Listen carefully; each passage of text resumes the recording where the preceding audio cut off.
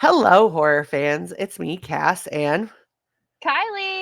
and we are the Horrorcraft Podcast. And this week, we have a very special episode. Yes, we do. Yes, we do. It's Cassandra's birthday episode. Her birthday special. Yes, this is always. Last year, it was Dracula 2000. It was a redemption of Dracula 2000 because I didn't really get to talk about it the way I wanted to. And I love that episode. Um, but this year, I wanted to go with a little bit different. I'm a vampire person. People know that through and through. But I'm also appreciative of the classics. And this year, I feel like I've conquered a lot of really scary things. Yes, you have. And yeah, and one of them, I don't talk about it a lot, but a lot of people don't realize they know I don't drive, but they don't realize that I don't have my license. And I have been working on that this year. And so, what better way to celebrate it than talk about a fucked up car movie? And the literal king of it is Christine. So, Christine. yeah, Christine. And I love the Plymouth Fury. If I could buy a car from a movie, this and Elvira's car are in my top two. So, Yeah. I wouldn't yeah. mind having it. Yeah, and there's a crazy fact about this car of why Stephen King picked this car, which is kind of crazy to think now because it's like so iconic and burned into people's brain. But I have seen one of the Plymouth Furies in person, and they are in. That's fucking cool. Yeah, it was. We have car shows around here. I mean, I think if you live in a small town, you know, car shows You and know. like they're different, they're popped up at different places, but in downtown Sandusky, they do a lot of them, and especially like right by the water. And I it was at a car show one time, and I don't think it was the exact year that Christine was, but I think it was like maybe the year prior, which I guess looks similar to Christine. And they're gorgeous inside and out. I was like, can I take this home, please? Pretty Please. please. Pretty Pretty please. please. Pretty please. I'd paint it pink. I want it black. I want mine black. Yeah, see, I would probably do like a pink with leopard print. Yeah. Yeah. Just some crazy stuff. I don't know.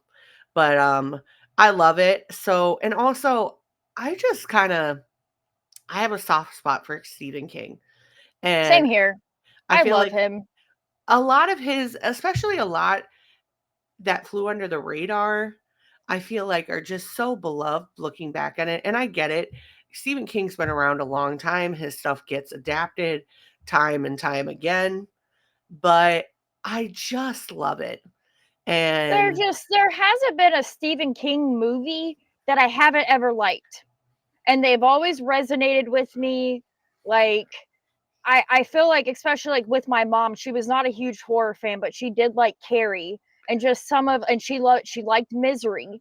So that was just kind of, I guess acceptable horror to my mom, even though I didn't really give a shit of her opinion. R.I.P. Mom, I love and miss you. But there literally is not a Stephen King movie. Well, I mean, adaptation from his books, of course. One day I will dive into the books. One day. I just don't yeah, have got the time.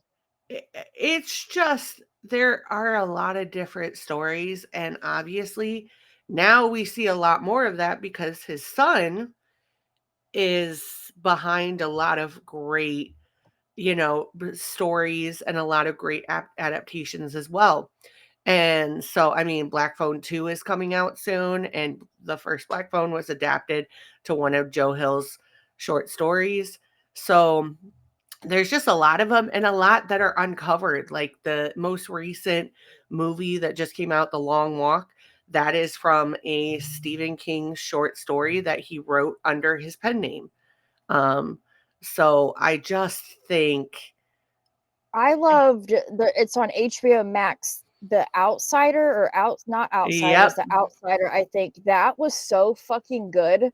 Seeing Jason Bateman play a more serious role I Mhm. just loved it. I love the guy who played the detective. He's been in, I don't know, remember his name. He's been in a lot of other things, but it was just really, really good. And it had me just like completely consumed and on the edge of my seat. Yeah, see, one of my favorite Stephen King movies is Hearts in Atlantis, and that was, um, Anthony Doesn't it have Anthony Hopkins. Hopkins? Yes, yeah. Yeah, and it was just a very different role. The other one that I think doesn't get talked about a lot is The Dark Half, and I think that that one is just Rose Red is another one that, but I feel like Rose Red has kinda got more love the last couple of years with it being put on streaming about a year ago. I do think we're seeing that, but there are a lot. Like, I know we talked about it the other day, but I love Maximum Overdrive, and I found out that there's a movie that's an adaptation of his called Trucks that's on streaming now. Maybe it's always been on streaming, I don't know, but it was the first time I heard of it. Um, but I love it. And this is John Carpenter and Stephen King. Like, this is kind of two heavyweights coming together, and you can Yeah. definitely see that in the love of this movie. And everything is just beautifully done, beautifully shot. The way that they took care in a lot of this, and just the way that they did things in this movie is just incredible. So, we're going to go ahead and cue the music and get started, because it's my birthday and I can do whatever the fuck I want. So, let's get it Period. rolling.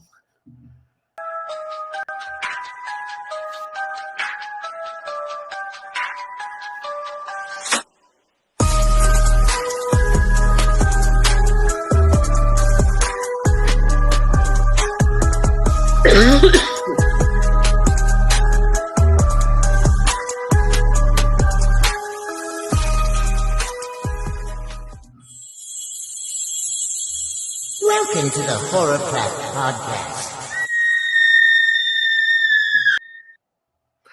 All right, we are back. Thank you, Tanner, for our new incarnation of this episode. Again, I understand it's Tiki, okay, but it's the mom in me, okay. It's the mom and Um, me, okay? it's the mom in me. It's the Um, mom. but yeah, it's my birthday. It's gonna be my birthday. We're filming this before my birthday. This is coming out before my birthday. Um, but I don't believe in ageism. So if y'all are wondering, I'm going to be 35 and I'm better than ever. 30, flirty, and thriving. Yeah, I feel it in my bones. So um yeah, I'm excited obviously for the next year of my life. I feel like even though this year has definitely had its challenges, I feel like I've grown a lot. I feel like we've grown a lot as a podcast, and I just Yeah, it's definitely been a rough year. A rough year for you, rough year for I, rough year together. We've went through a lot of different things, but we've stood strong and come out on top. And like really, like you've grown a lot, friend, and I'm very proud of you. I love you. thank you. You're amazing. You're I worth celebrating. Yeah, I feel like that's kind of Kylie is bringing this up because I was a little melancholy about doing an She episode. was. She didn't So, give a shit about her birthday or her birthday. I was like, what? We were planning, episodes because this is just, what we do. We plan our content ahead of time. We always know what movies we're wanting to do before we do them, pretty much. mhm. They're very well thought out plans, really. I mean, things are subject to change, but whatever. I'm rambling. But I'm like, so your birthday is coming up. Like, what do you want to do for your birthday episode? Because when it comes to like anniversaries, or my anniversary, Horrorcraft anniversary, which is really Cass's birthday, we make it a kind of a big deal, and the person gets to pick whatever movie they want to do. And she's like, I don't know. I'm just not really, there's nothing that's really sticking out to me. I'm like, what are you talking about? I What feel are you like talking about? I feel like you're allowed to go through some horror burnout, and for me it was just kind of Yeah. like horror, like I just feel like and we kind of talked about this a couple, like in the last week or so, but I feel like this summer there were some really great movies like Final Destination, different things like that. And then I feel like we got ramped up for fall and Halloween time, and the commercialism of things really kicked in. And I feel like I'm not one of those people that like are like, you're jumping on the bandwagon kind of thing. But I just feel like there are a lot of people that are doing horror things because it's popular. And I get that. I do. But it takes away from kind of some of the fun and some of the commercialism of Halloween is just a little icky to me of like capitalizing on certain things. Um, so I feel like I kind of was in that mode. Plus, like, there are some ones that I want to hold specifically. And originally, before we settled on Christine, we were going to do Resident Evil. Um, but Resident Evil was not streaming anywhere. And really, as we were talking about it, like, there's supposed to be a new Resident Evil movie coming soon. And so there are some times like you want to watch different things. And for Yeah, me I feel too, like that is so hard sometimes when trying to even navigate our schedule and certain movies, and yeah. especially for birthdays and episodes, um like I wanted to do Lineage for my birthday episode, but Mm, we decided that we would like to do it at a later date, and it's also not going to be, available on Shutter till October on Halloween, and my birthday's the 23rd. So plus I feel like people are just tired of hearing me talk about Hill House, even though that's just too damn bad. So it's not going to stop. But it is hard because there is movies that you love, but like when we're navigating this stuff, like some of these movies are better at a later date in different months, and we'll get to them then. So then it's like, okay, well, what is there left to do? Yeah, and it's just like, which ones do you want to do at this point in time? And it can be hard because I think objectively, and anybody who does content can kind of relate to this. Your favorites do change. And for me, Yes. recently, I feel like there were a lot of people that were jumping on the vampire bandwagon because of Anne Rice, and I'm really glad for that. I really am. But I feel like there was, after Sinners and how monumental that was, I feel like there were a lot of people diving in with not really knowing. And it did kind of like disillusion me a little with vampires. Yeah, I think like, and I've just noticed it. I notice certain people that are, I don't want to stereotype anybody because I don't like being stereotyped, especially for the stereotypes that I have been Yeah. labeled as in my life, because they do not define me. But I have an issue with certain people who are now into horror. But growing up, it was not cool to be a horror fan or into creepy, weird things. Like, it just wasn't. It was not.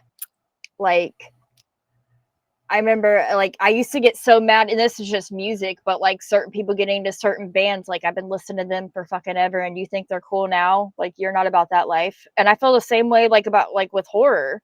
Just certain people, I think they jump on the bandwagon, which is fine because like I feel like a lot of people, especially in my life, they just don't understand why I love horror movies so much and scary movies so much. But at the same time, like it discredits us freaking A1 from day one horror fans. Yeah, and I think it's not even that. I think the frustration for me is seeing the same people sometimes that kind of discredited me as a person growing up because I liked horror and said pretty derogatory things are then the people that are showing up and showing out later on for horror Yeah. movies because And the horror movies that they like are just like, I hate I even being like this, but like just super mainstream, like, yeah, and I don't, and listen, there's a place for all of that, but it's the people. I think it's more or less the people that are coming in being horror fans now that then try to discredit you because you don't know these certain horror movies are like, oh, disturbing, different levels of things, stuff like that. Especially I feel like, and I'm not the kind of person that likes to throw around this card a lot, but we're both women, and especially for me being a unconventionally attractive plus size woman, I feel like a lot of times when people find out I'm a horror fan, it's like, tell me that this obscure fact. And then when they realize I can't go toe to toe to them, they're like, okay, well, have you seen this disturbing horror movie from blah, blah, blah? No, because I have my But certain genre.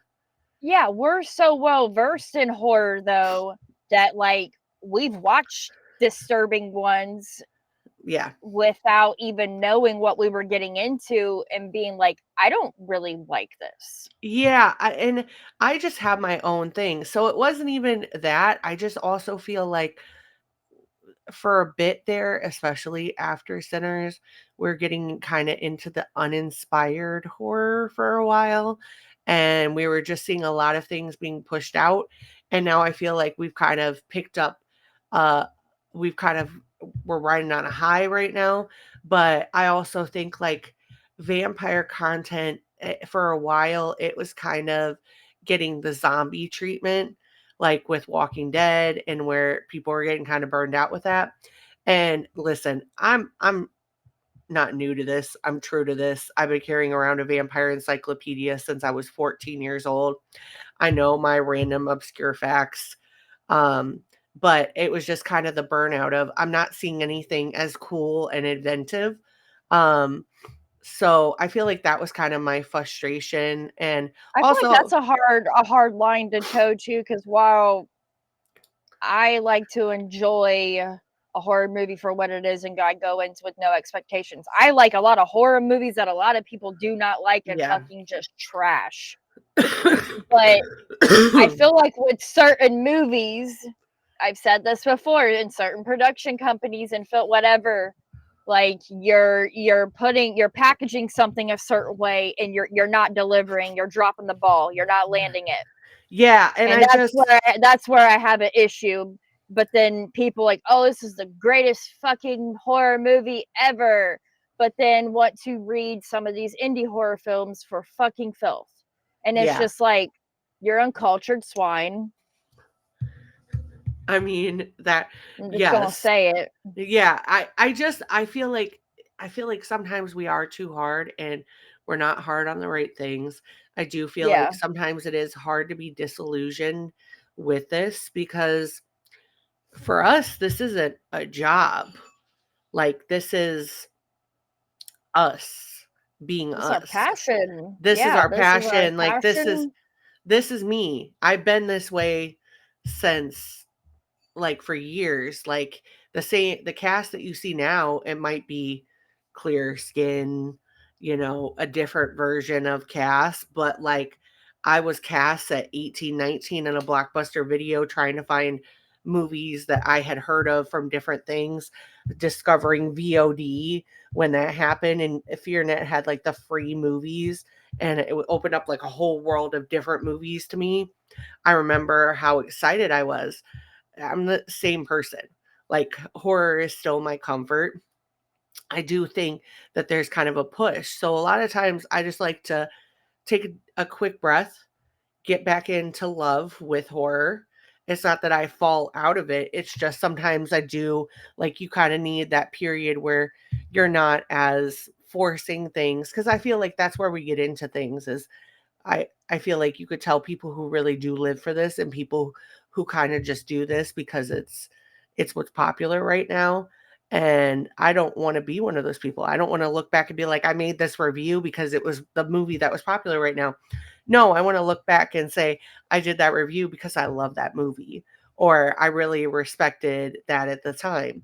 Or So, like doing negative reviews on movies. Like I just don't understand that. I'm not gonna do a review on a movie that I did not enjoy and did not like. I'm I just feel not gonna do it. I feel like you could have an opinion of it, but I just don't like the general bashing of different ones. And I I feel just like feel like I feel like that's just all like I see on my Instagram anymore is just people bashing movies. And it's just like, did you go to school to how to for filmmaking, screenwriting, acting? I feel like there's No. such a thing as constructive criticism. I think what's become popular is people just ripping things apart. There's such a thing as constructively saying, you know what, I went in with these expectations. It didn't meet that. These are still the good points of a movie. And you know what, I applaud them for trying. I feel like you could say certain things, but yeah, I do feel like there's a burnout. So for me, I do tend to go for a lot of films that don't get as much love or films that kind of are nostalgic to me. So for me, like Christine, Stephen King movies would play all the time, especially this time of year because of Fear Fest. Yep. And you get like the preview to Fear Fest, and they would put like some Stephen King movies first. So like this, Salem's Lot, Thinner, The Dark Half, like The Shining, different ones. I just loved them, and I'm not even necessarily the biggest Shining fan. Like I've always said this. I kind of prefer Doctor Sleep a little bit more, but that's because I like the story a little bit Yeah, better. after watching Doctor Sleep, I mean, I feel like the comparison of the both is like apples to oranges a little bit just because Yeah. of the time periods. But I definitely enjoyed watching Doctor Sleep more than I have ever The Shining because I remember watching it as a kid and I'm just like, this is supposed to be a classic, but I'm just not getting the warm and fuzzies like when I watch Freddy or Michael. Yeah, I just didn't. For me, when I Yeah. watched a certain Stephen King movies, like when I watch Creep Show or like this, or I watch just so many different other ones that just kind of feel warm and homey to me, I don't necessarily feel that. And I also feel like a big thing about it too was Doctor Sleep has a more complex story because it's unpacking Yeah. what happens in The Shining. It's unpacking it from a different perspective. Then you have something horrifying on top of it. And that's what kind of makes Stephen King movies great. So, I mean, I absolutely adore it. Um and listen, if you ever see me roll up in a pink Plymouth Fury, just know that I won the lottery. I'm happy. Just know that we made it, okay? We And made it. also, you see me with the black one, and I got a huge piece of land. I paid 200K for. I want that so bad, Cassandra. I do. It's just a few minutes from here. It's in the school district, I'm pretty sure, and I just want it. I Kylie just just want my wants to piece of build a land. compound. I just want a compound. I just want to be secluded in the woods. I have a husband who is a great protector. Um, I just want my piece of land in the woods to tell everyone to fuck off. And I don't want to deal with the outside world. I'll pay for extra shipping. I'll pay more tips in Walmart deliveries, okay? I knew you But were going to bring it up. I just need a piece of land to take me and my babies further into the woods and away from this crazy ass fucking world. As long as it doesn't become like a from situation, I think we'll be okay. Bitch, I live in Fromville. The fuck you mean? You really do. You do. Actually, Kylie, this is the end. It's We're been a almost year. on It's been a year. It's been a year. For those of It's you been a who year. don't know, Kylie was basically we had really bad weather and she got cut off from We didn't. everything. She didn't have Yep. power. It was a lot. I didn't have shit. It was bad. It was And I was very pregnant. yes. And my son, who has severe autism and is nonverbal, loves his tablet. But you know what? Like, by the grace of God, he was really great throughout that whole experience. to be honest. Really. But it was wild. It was wild, especially for how long it went. But I digress. Let's talk about this great movie, Christine. Yes. So before we shift into that, I do want to just say we are going on 4 years of doing Horrorcraft. I do share my birthday with Horrorcraft. We are not doing a celebratory episode. We were going to do one last year. It just didn't work out. At this point in time, we are changing a lot. And maybe next year we'll do a 5 year. I feel like that would be really fun. I have something in mind that I really want to swing for the fences for. But I just want to say this has been one of the greatest parts of my life. Whether I love it or hate it at different times, whether I am disillusioned with things because of this, I wouldn't change the way that it has changed me as a person. And never in my wildest dreams did I think 4 years ago when Brittany and I first hit record and we were just clowning around being the friends that we were, that this was going to evolve into us being where we're at now. And even though we've gone through many iterations of this podcast, we've gone through different co-hosts, Different and though phases. different faces, different things that have happened, and I've not really publicly spoke on a lot of that, and that's for a reason, especially with certain things because it's my life. And at the end of the day, when we log this off, when we turn the camera off, I'm the one that has to deal with all what has happened. And for me, a lot of times, not publicly talking about some of these things, it's because at the end of the day, I'm a human being and I'm dealing with the fallout of a friendship or something going on. But I've never Yeah. once regretted making this decision. I've never once regretted the path that this has taken me on. There have definitely been times where it has not necessarily had the best feelings to it because of situations. And maybe one day, Netflix comes a calling, we'll talk about all of it. But until then, it's my life. And me and Kylie's both. I am incredibly grateful that at the time that I started this, Kylie and I were just about to meet. Yeah. And we met and that we've come into each other's lives and that her and I are the ones doing this together and moving it forward because this is my person. This is not only my business partner, but my person in life. And anybody who knows us truly knows how deep that goes. Yes. Um, and I will forever be grateful that that is the path that this has all gone down. I am forever grateful for the friendship I have with Brittany and how that changed my life, how she got me out of my funk when it came to my domestic violence situation, and that she put me on the path in my life that I have, and that I am the person that I am today because of her help. And I will truly forever be grateful for it. And I will be grateful for her as a person and as a friend. And I will always love and cherish her. And really, truly, anybody who's been on this podcast, whether we're not cool at this point in time or not, I truly care about those people at the end of the day. And I hope they're doing well. But this is where my life is right now. And I am completely happy in that decision and completely happy where Horrorcraft is.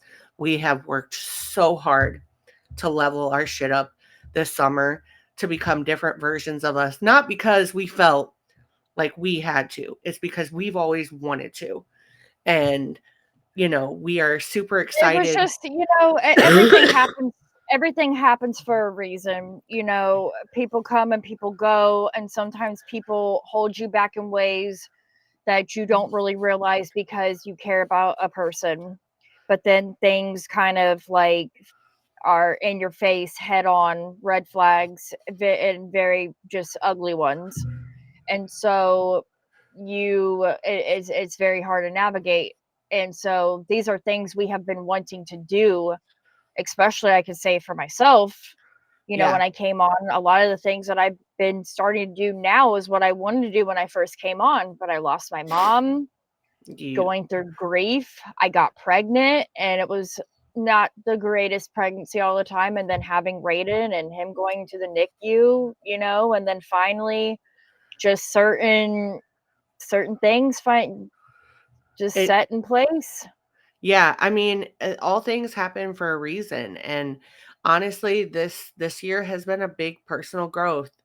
I'm forever grateful, no matter how things go forward from here. But Kylie really put me to task last year, um, and said, "Hey, I need you to get yourself together," and I did that. And even though there are some things in my life right now that are holding me back from taking things further, I know people are like, I see her, working out and doing different things. How is she not a twig by now? Well, I've also been recovering from a spinal injury for this whole entire year. I haven't really talked much about it, but now it is proving to be something that I'm going to have to be dealing with for the rest of my life.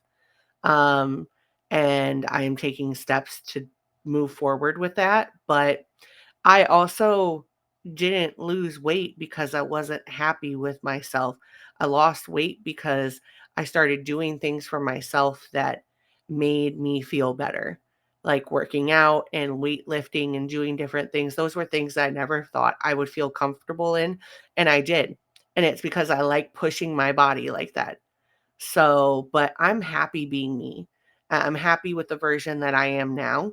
And even though that's come with a lot of tears and a lot of, pushing myself in ways, and especially this last year, unpacking a lot of trauma that I never thought was possible, I am happy to be the person that I am. I'm happy to be going into 35, knowing that I'm at this place in my life. And even though I get frustrated and upset with certain things, I am moving forward and I'm Yeah. happy.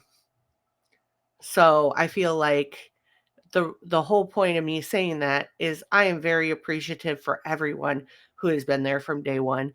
I am so appreciative of the way that people love this podcast and the way that people are out there just spreading our name and talking about us, but also advocating for us to be in rooms, pushing us to step up our content, being there for us, being our friends.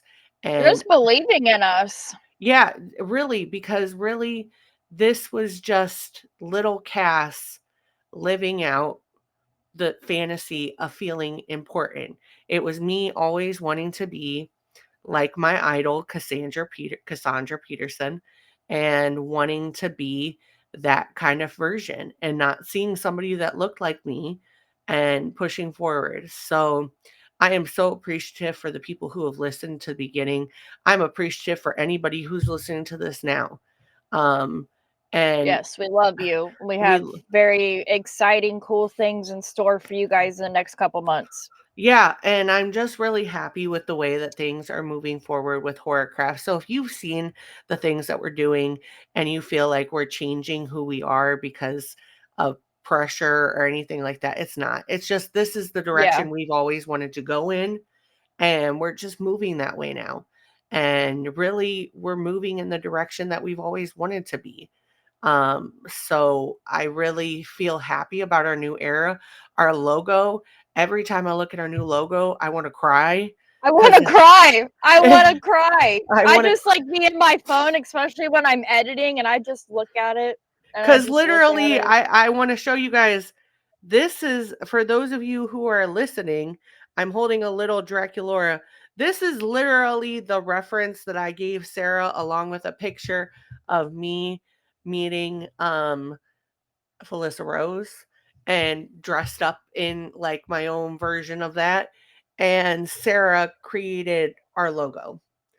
So thank you, Sarah, for always making us look cool, because I never thought I'd be one of those people that would look cool as a Disney cartoon or as a cartoon version of herself, I'm like, there's no way anybody can make my fluffy self look great. And you consistently prove me wrong. You really do. And I greatly appreciate it because I feel like nobody can tell me anything because I'm a fucking sticker. I am. My Yep. cat's in a sticker with me. Like, there's no cooler honor than that. So thank you, Sarah. Thank you, Tiki. Thank you, everybody that makes this collaborative. Thank you, Dave, for putting us on the Hellzone. And we have been doing videos, Kylie and I both. You could go over to the Hellzone right now and see them. They're incredible, but it's helped us step up our game a lot. We're so grateful for our family at the Hellzone, grateful for Justin, who does technical producing for them, and he will probably be doing some technical producing for us as well, which we are super grateful for. But just thank you for everyone that's been a part of this, whether you're in our lives now or not. Even if things happen the way we do, we're super grateful for you. We're super grateful for being part of that journey. And that kind of ties in. Well. Yes, we wish you well. And I always go back to the Tupac, just because I don't want you at my table right now doesn't mean I don't want you to eat. And that's always how I've kind of lived my life. So, but I always go to fuck your bitch and that click you claim. oh my gosh. That might be the wrong Tupac lyric. I was talking about Kylie. So. But it's not. Either way, you got one version of us. Whether you relate to me, you relate to Kylie, you relate to both of us. But thank you, everybody. And that kind of rolls us into talking about Christine, because there's a reason I relate to Christine. I very much kind of feel like in high school, I felt like Arnie. Like, I loved Arnie. I did. I absolutely love Arnie. I did, man. He just, everybody treated him like shit, man. At school, his fuck ass parents, Darnell. Yeah. I mean, his friend really did try to be there for him. He did. His friend, he was the fucking goat, okay? Especially in a time where cliques were so huge. I mean, they still are big, but now I feel like there's some leeway with different cliques being friends with different people. I know for me, I was a chameleon. I was kind of friends with everybody. And see, I was not. And that's why I feel like I relate to this movie except a lot. The popular people, or like the jocks, unless you partied. So then, yeah. Yeah, see, I went to a school that was very kind of similar to this. I talk about it a lot, but it was kind of like the high school from the faculty, which is funny because then you find out that the faculty is supposed to be taking place in Ohio. And that tracks. But I grew up in an environment like that, and I feel like even though I was accepted somewhat with the nerds, I really didn't have a place with people. Yeah, I felt this. I just never felt like I had my own space in any of them. But I was friends with a lot of just different. I've always been like that. Like I've got all kinds of different friends that I have friends who are felons. I have super nerdy friends. I have super girly, just completely not on my wavelength type of friends. I've always been that way. But then again, when you've walked certain paths I have, it kind of happens. Yeah, I just kind of, even though I had friends growing up, I did still kind of feel like the outlier. I think that's why I did kind of attach myself to vampires a lot, because growing up, like movies like Christine, and especially for me, Lost Boys is my Twilight. Lost Boys made me feel seen in a way that I didn't really comprehend at that point in time, that like only then. But movies like that, movies like The Crow, just different movies that made me feel like I wasn't so alone, and like that it was okay to be different. but it didn't make it any less harder. So kind of seeing Arnie in this movie, I understand it, because horror in a way was kind of my Christine. It was the way that Yeah. kind of kept me cool and afloat with different people, and kind of, but you do kind of see the whole allure about Christine turning Arnie into a different person, and how when you feel accepted, how that could go the wrong way. And so it does feel very nostalgic to me in that way. Um, this definitely has also been a year for me where I'm learning to re-love younger casts. And I think I'm hard on myself a lot of times for thinking that I was just this bad person growing up, or that I just was a very unlovable person growing up. And I'm realizing, yeah, no, you were okay. You were good. You were you were good. You Yeah, were good. you were You were good. never the problem. Yeah. I might have been the part of the problem, but But it's because people made you the problem, so you got ADHD, because I'm the same way. Hold up, I'm the problem. I'm gonna show you a fucking problem. yeah. Yeah, and I feel like I also didn't know how to be myself. And I think that's what, watching this movie, that's why I think I picked it for this year, is You know, because I don't think anybody truly does. I look back on teenage years and my 20s, and I did not start to really truly live and with a certain authenticity until I turned 30, and until I became a mom, yeah. and a special needs mom. But there's something that happens when you turn 30. I can't explain it, No, but your it is. level of I don't give a fuck, It just I'm gonna poofs. be it just is fucking gone. It's I fucking mean, gone, and it is liberating. I feel like that has been a big thing too for me this year, especially now hitting 35. I feel like I saw something, I was Googling cake toppers for my cake, that I'm getting to celebrate with my family. And it was like, cheers halfway to 70, because 35 plus 35 equals 70. And seeing that, you would, Wow. like the face you just gave. But instead, I was like, and you know what? I'm more fucking fabulous at 35 than I was at 15. I am such a higher vibrational person, and like knowing things so deeply, but the same authentic person that I kind of had nuggeted down, I'm that person now still, but I know how to be myself. I have the time, the money, the ways to be myself in an authentic way that I never was able to at that point in time.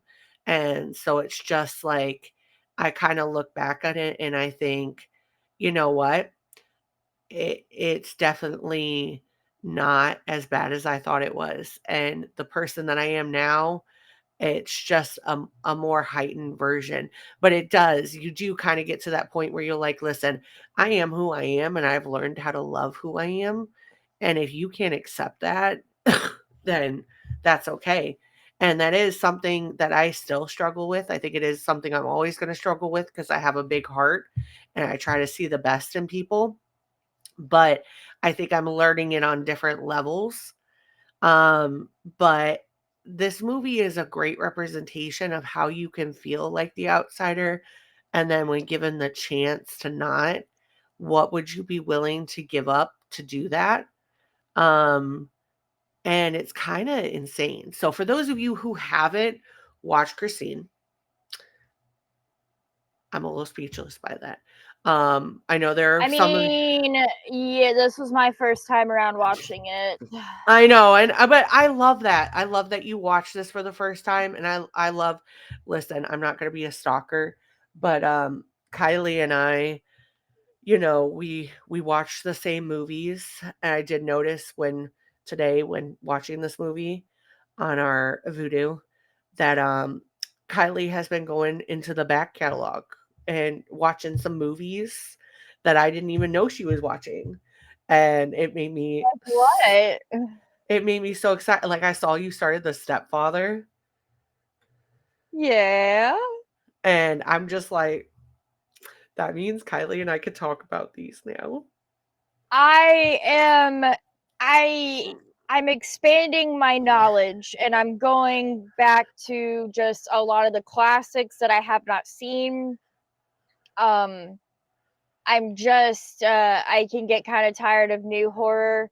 I also don't like being told to watch stuff, Yeah, and or so not so much just by you, but just like, let's just say, social media. And I'm like, no.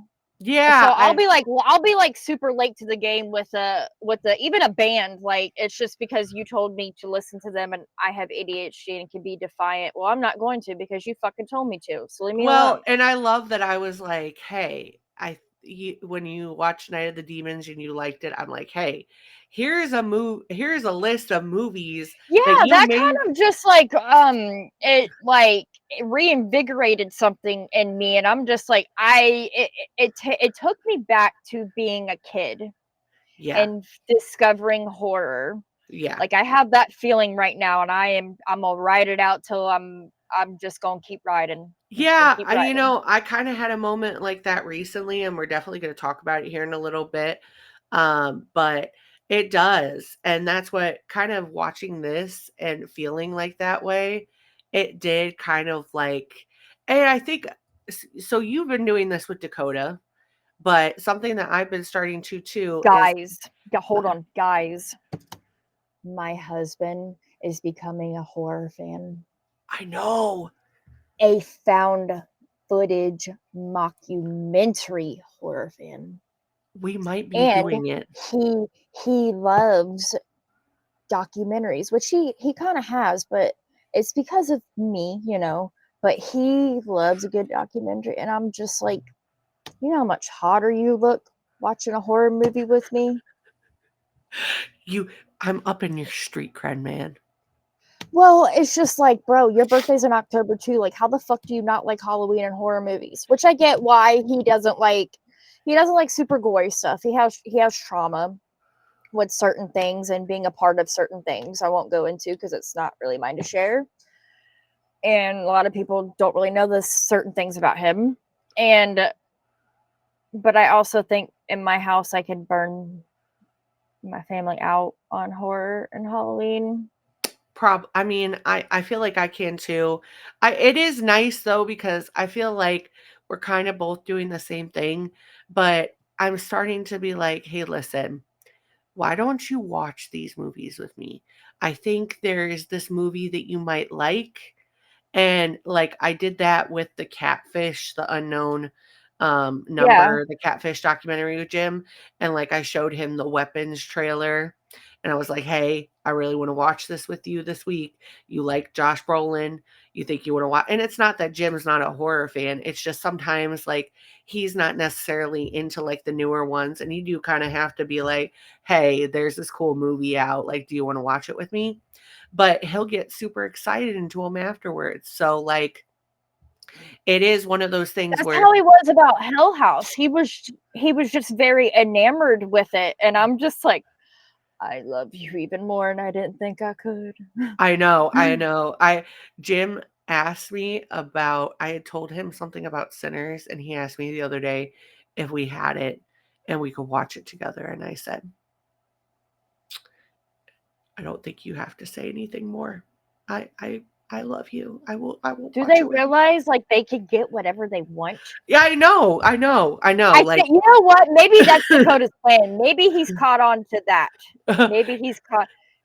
maybe he has. We'll update you guys. I think we're going to be together next month, and I have some plans on doing some content with the horror husbands that they're probably not going to really love us for, but they're going to do it because they're our guys, and they're just going to do it. But and it is funny because when we go to Kylie's house, every time we've gone, we've watched horror movies together. So like, we all watched Well, I know we watched too. We watched Clown in a Cornfield and Final Final Destination. Destination. Dakota enjoyed both of those. I think he enjoyed Final Destination more than he did Clown and Cornfield, but it's not like he was just like, this is stupid, I don't want to watch it. Yeah, Jim was telling somebody the other day about the new Final Destination movie, and I was like, it's because of me that you know that. Yep. So, but it is nice. He came home one day from working up at the kitchen, and shout out to Christy and Caleb, his co-worker. Caleb used to be Zane's ABA therapist, so like known them a long time. But they're horror fans. But she's like, have you seen Hereditary? That's like I'm like, Dakota came home and asked me if I've seen that. I said yes. I'm like, what? That's her favorite movie? It's like, yeah, I think so. Yeah, like they said it's really good. I'm like, Dakota, get out of my house. I'm sorry, just people who say like that's the best horror movie ever, that's their favorite one, like take a seat. It's great, don't get me wrong. I love what Toni Collette, is that her name? Mm-hmm. I freaking love her and anything and everything she's ever done. She's fantastic in it.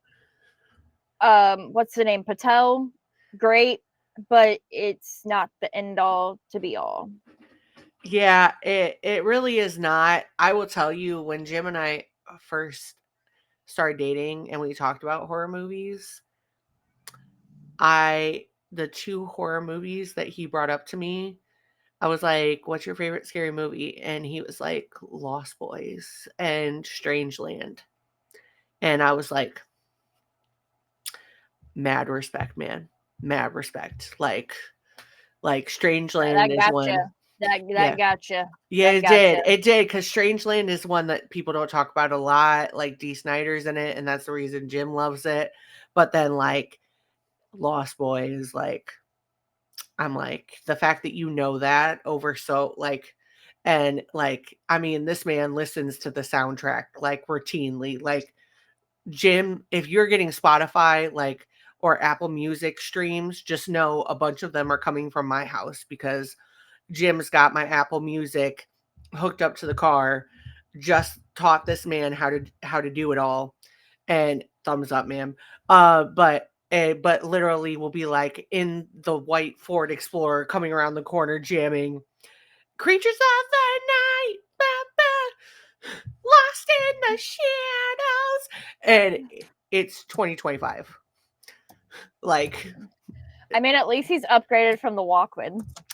He still has the Walkman, and now he has a record player, and he's in heaven. He's in absolute heaven. So it's nice for me though too, because like Lost Boys, different horror soundtracks. I mean, record players are fucking cool. I've thought about getting one. Yeah, so we have one now, and I've talked about getting like the different horror soundtrack vinyls that they have, and Jim likes the music from Christine as well. And like Jim, I love that about Christine. I really enjoyed the music. Oh, the music's incredible. So yeah. For those of you who have not watched Christine is about kind of the age-old like situation in kind of a new and terrifying way. So we meet Arnie, who is getting picked on, is kind of a nerd. They bill him as a loser, although Arnie, I don't think you're a loser. I think you're A1 in my book.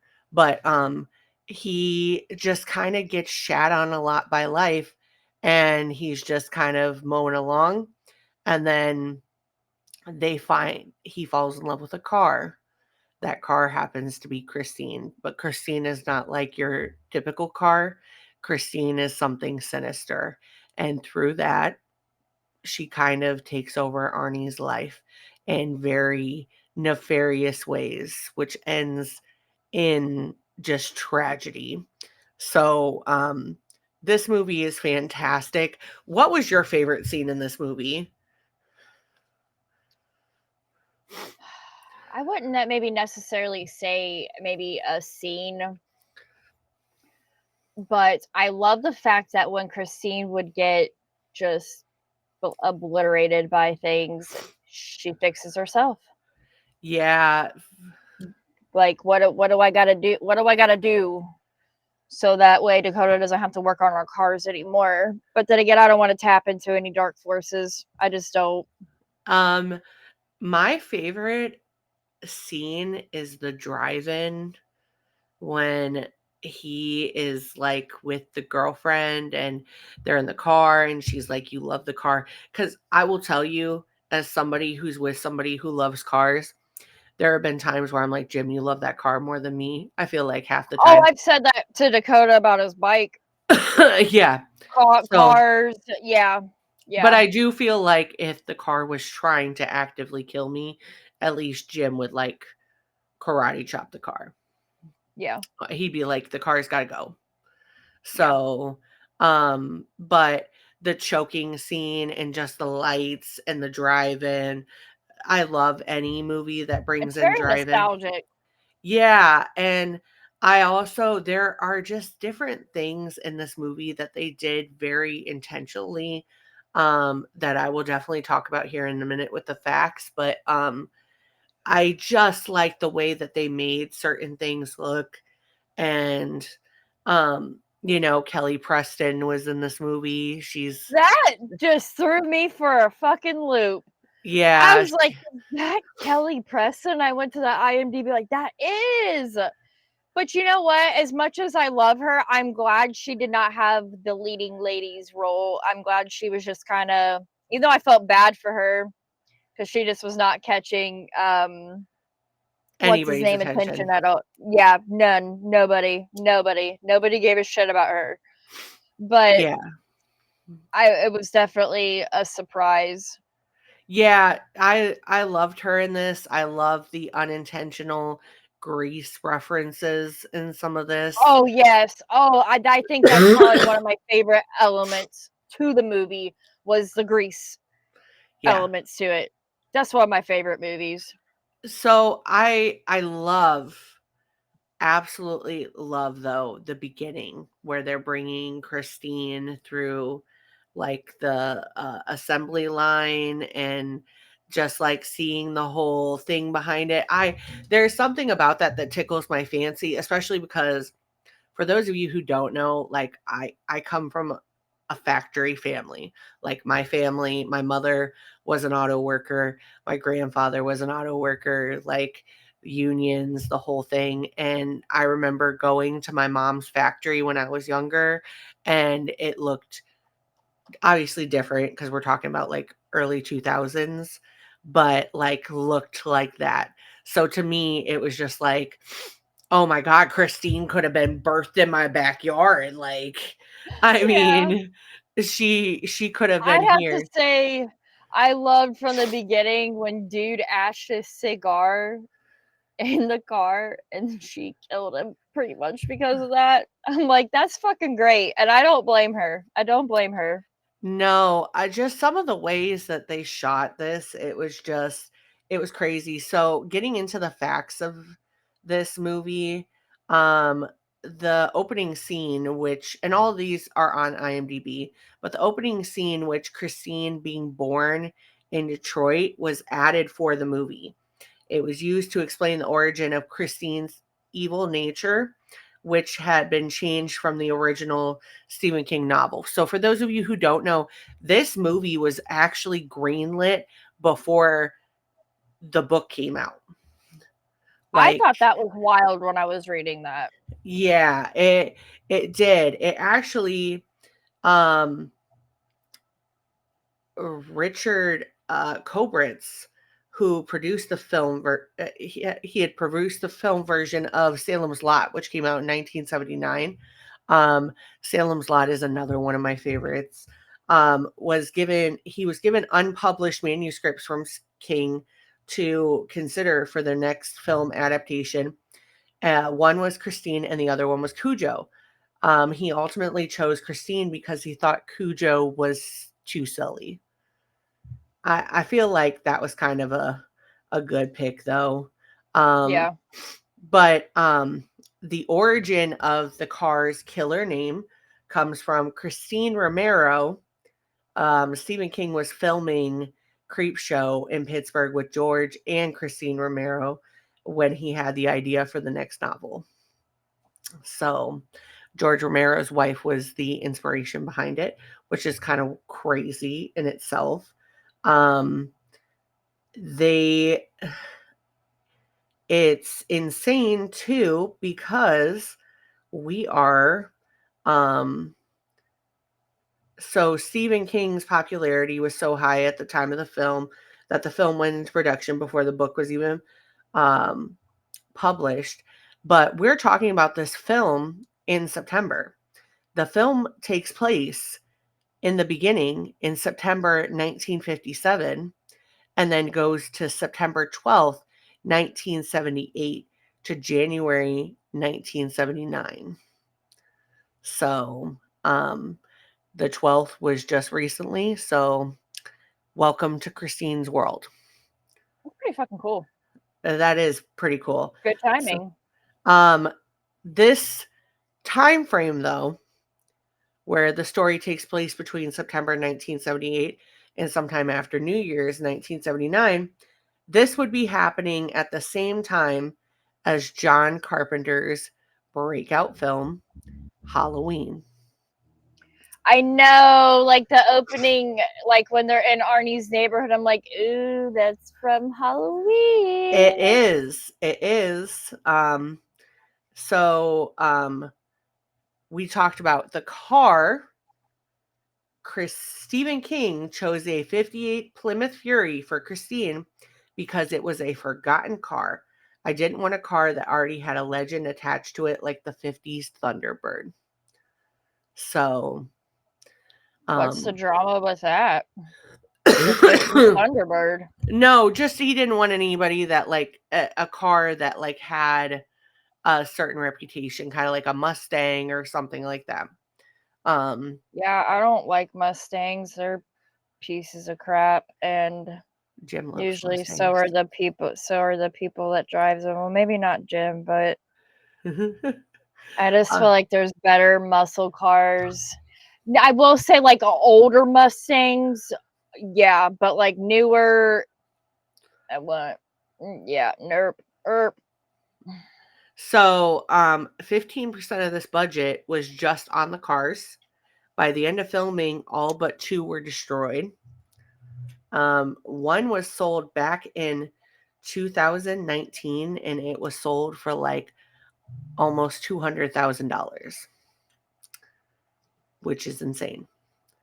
So, the $250 that Arnie pays for the car, because the movie is set in 1978, comes out to about $979.84 in 2019. So, that's kind of crazy. There is supposedly a remake from Sony Pictures and Blumhouse in development. There has been rumors about it for a while. They did make an official announcement like a year ago. That'll be very interesting.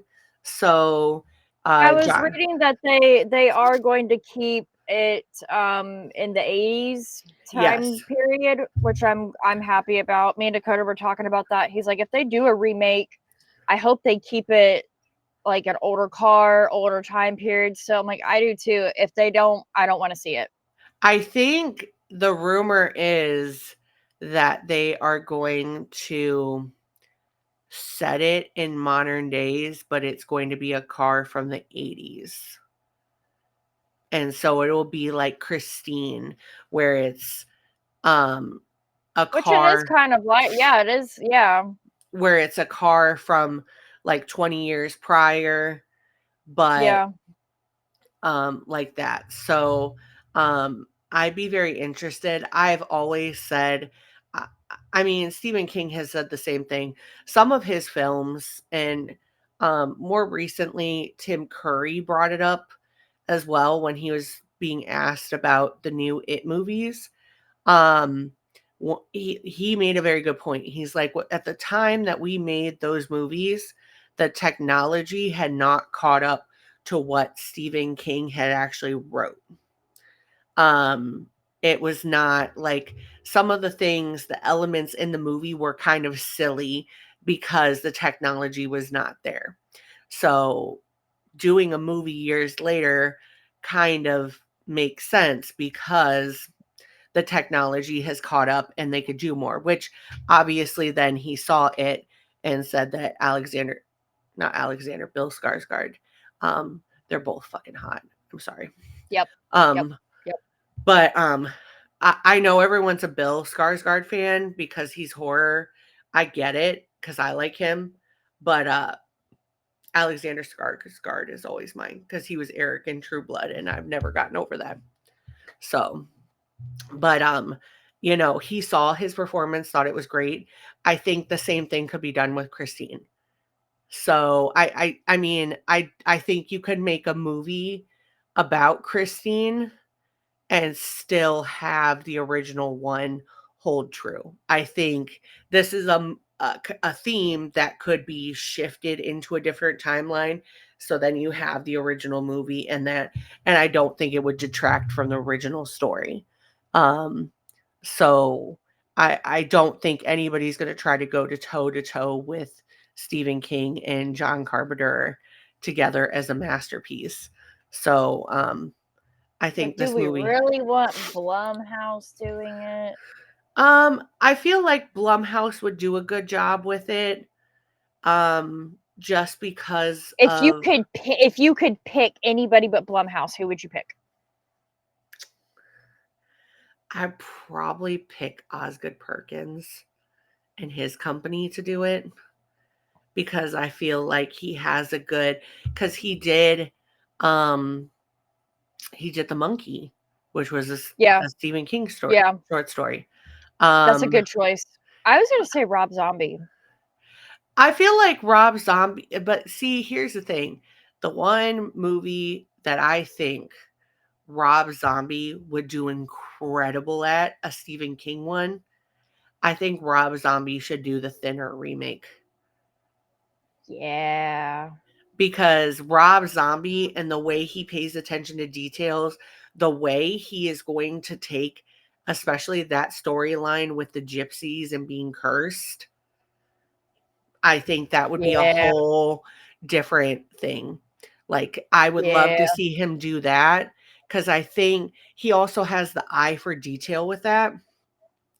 So, I also think he would do a really good job at a Rose Red remake. Yeah. Yeah. Yeah. So, Osgood, I feel like he's better with some of the stories that has more nuance in it. And I feel like this is one of those that has like a deeper layer of nuance. Like, I would also love to see Osgood Perkins take on the Dark Half. Which if you've never seen The Dark Half before, The Dark Half is a movie about this writer who is having mysterious things happen around him. It's one of Stephen King's like lesser known ones, but he finds out he has a twin, like a twin evil version of himself, and he's fighting him the whole movie. And because that sounds like a Reddit story. Well, so basically what happens is he's a writer and somebody starts killing people the way that he's writing, and he finds out it's his evil twin. It's called The Dark Half? Yep. And it is on Tubi and MGM Plus and Pluto. Yes. It is incredible, and it's a lesser known one. I love that one, but I do feel like if Blumhouse was going to redo any of them and I got to pick one, Blumhouse would probably knock Maximum Overdrive out of the park. Like, I feel like they just have, especially if they go back to Lee Wynell and they let him do it. And I mean, he's the one who did Dead Silence. If him and James Wan were able to do it again like they did with Dead Silence, I think they would knock it out of the fucking park. So, that would be Osgood Perkins got the bid for the Texas Chainsaw Massacre. I mean, nothing's written in stone yet. Let's hope it's not. I just want to So see him doing more things. I feel like he is going to do more things. I would love for him to eventually. I feel like he's not going to because he's very self-aware, but I would love for him to be able to take on his father's movie, Psycho. Yeah. So What A24 movies have I seen that I liked? Maxine is A24. I think that's about it. X, No, Pearl. Yep. That's about it. Yep. I mean, Yep. A24, they've done a couple of different ones that I've liked. A24 also did the Speak No Evil remake, which was not bad. Did they? Oh, I did like that one. Oh, they did Hereditary. Oh, The Front Room. I like that. Nobody else did, but I did.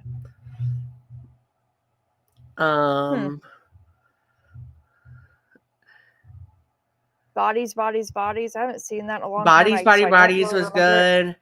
good. They also did Have you seen Death of a Unicorn yet? I have not. I've seen Tusk though, and they did do Tusk. I liked Tusk.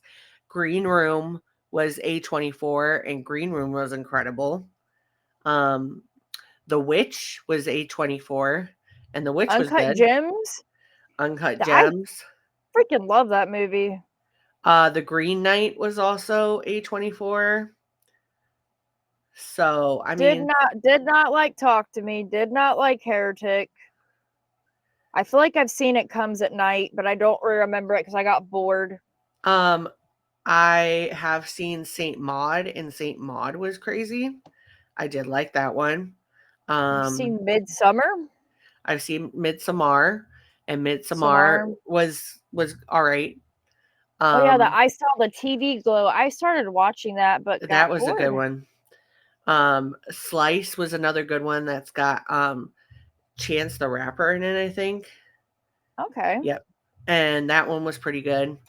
So the Green Room, honestly, the Green Room is probably my favorite. Green Room is intense. It's got Sir Patrick Stewart in it in a horror role, and it's pretty incredible. So but Christine is a great movie. Yes, it is. We kind of briefly overviewed it. I would highly encourage you to go do it. The visuals are a whole other thing. And if you're wondering, I'm just briefly going to tell you certain facts. But if you're wondering whatever changes were made from the book, I would highly encourage you to go read the book because the book is kind of different. But according to the movie, Christine was evil from the day she rolled off the assembly line, injuring an inspector and killing another worker who dropped a cigar ashes on her seat. In the book, Christine was just a normal 58 Plymouth Fury that was purchased by Roland LeBay, the brother of George LeBay, the person that Arnie buys it from, the man who sold the Christine to Arnie in the movie. It's Roland LeBay who makes Christine evil. His love for Christine overriding even his love for his wife and daughter, both of whom died in the car. Thus, Roland's evil spirit becomes one with Christine. In both the movie and the book, Christine could drive herself and repair any damage so long as she was kept moving. When Roland died, and with no one to love her and drive her around, Christine ceased living and became to show her age until Arnie came along. Roland's evil spirit and love to Christine was then transferred to Arnie. This is why at the end of the movie, Christine is able to die because Arnie unfortunately dies too.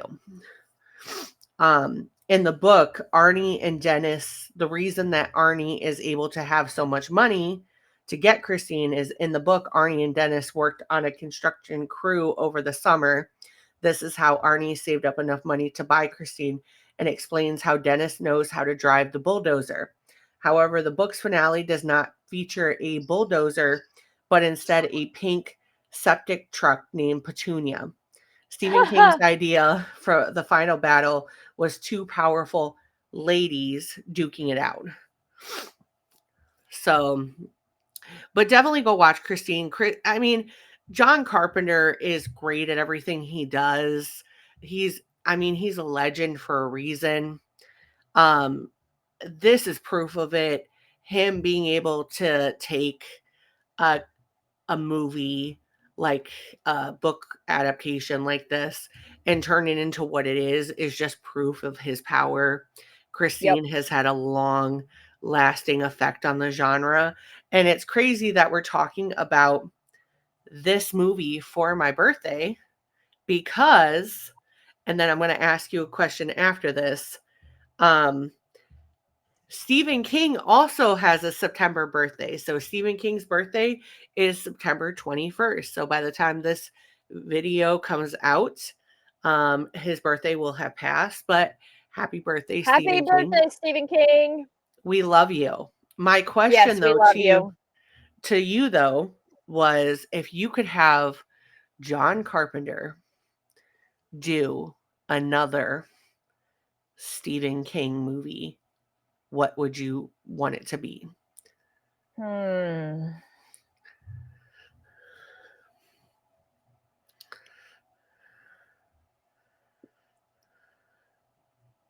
I don't know.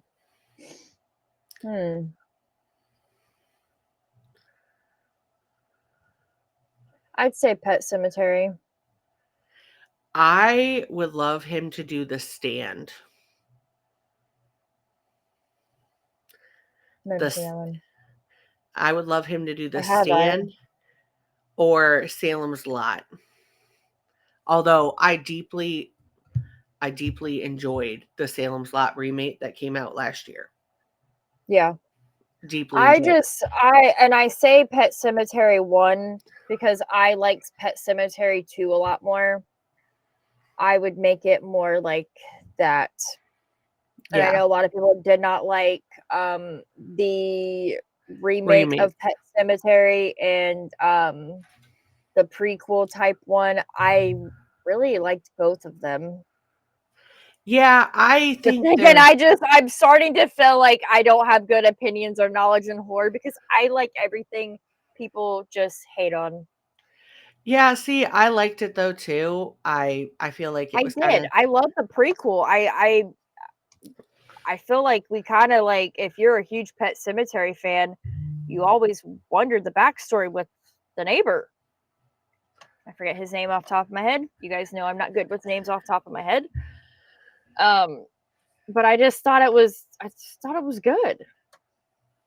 Yeah, I would love I liked The Stand. They came out with The Stand mini series with Alexander Skarsgård a couple years ago. I actually really liked that one. However, I feel like with John Carpenter's pizzazz, especially the way that he does certain movies, i.e. The Fog, I feel like The Stand would be great. Also think Salem's Lot from his perspective would be insanely creepy. Yeah. So that's just where my mind goes. So, but please go watch Christine. It is currently streaming. We'll link down below where it is streaming. It's a perfect movie to kind of segue into Halloween. Yeah. And it's definitely a good gateway one too, because yes, there's definitely not a good gateway horror movie. Yeah, it's one of those that I feel like kind of is in that tipping point from PG-13 to R. So, but we're going to quickly go ahead and swerve into our thing for horror this week, which is what's on our mind in horror this week. And I could go ahead and start. Dangerous Animals hit Shudder this past, I think it was like last weekend. I watched it this week while I was not feeling the greatest. I told you all to not sleep on Jai Courtney. I told you not to do it. I told you. I told you. I've loved him since Spartacus. I loved him in Suicide Squad. I think he was great in a lot of different films. Loved him in the Divergent series.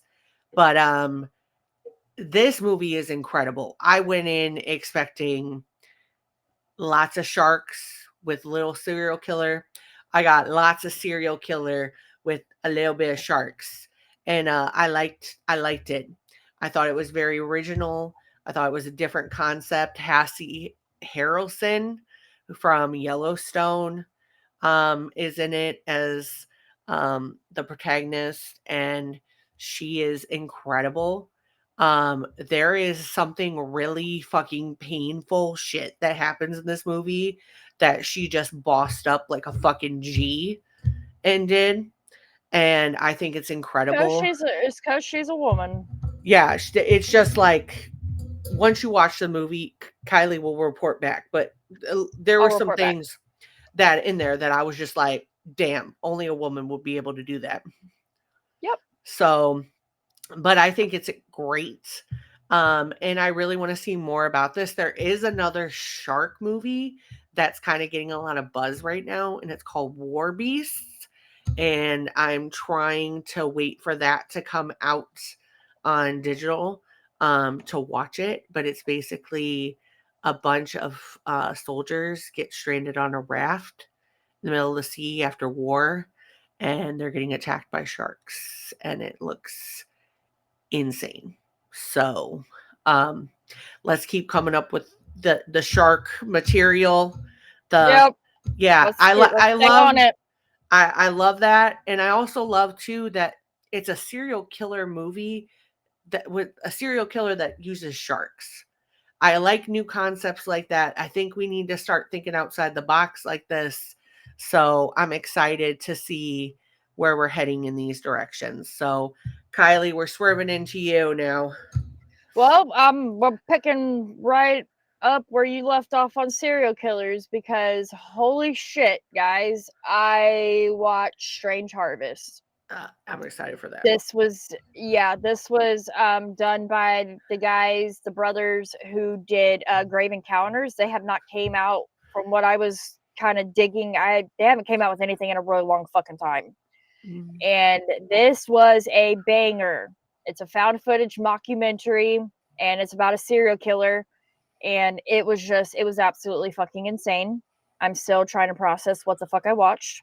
And there was just so many different elements into it of just taking from different real lifetime serial killers and serial killer type movies. Like I saw things kind of like nods to Seven, Silence of the Lambs, the Zodiac Killer.